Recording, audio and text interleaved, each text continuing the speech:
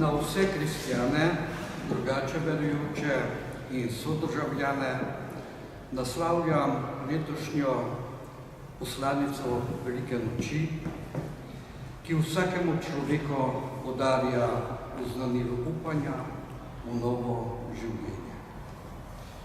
Veselo oznanilo Velike noči, ne bojte se, Jezus križani je bil obojen od mrtvih, nam nudi tolažilno gotovost, da je prepad smrti premoščen in da so z njim premagane trpljenje, žalovanje, upitje in bolečina.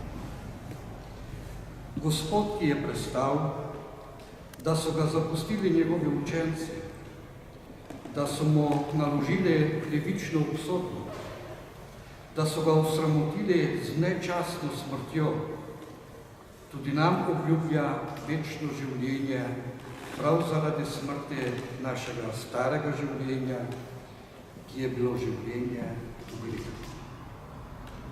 Po Božji besedi Velike noči namenja svoj občuten pogled vsem nam, zdravim in bolnim, lačnim in žejnim, tujcem in zaprtim, odrinjenim in izvrženim, žrtvam zlorab in nasilja.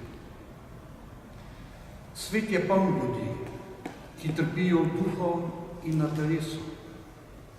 Medtem, ko se dnevne kronike polnijo z novicami o krutih zločinih, ko se rušijo in krušijo temeljne vrednote človekovega življenja in njegovega sožitja, naj Jezusovo pomirjujoče sporočilo vsakemu od nas pomaga, da se bo še pogumneje in z večjim upanjem lotil gradnje poti sprave z Bogom in z ljudmi.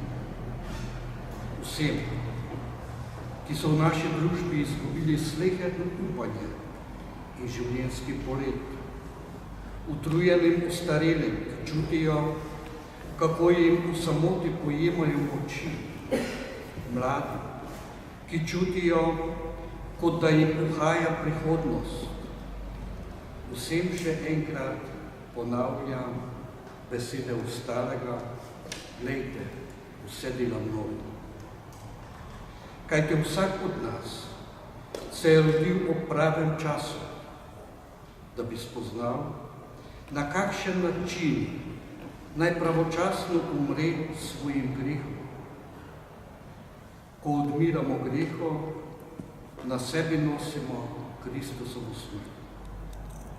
In to umiranje greho nam zagotavlja resnično vstajenje in resnično življenje. Vesele in blagoslovljene velikonočne praznike vam želim, ostali Gospod naj bo vedno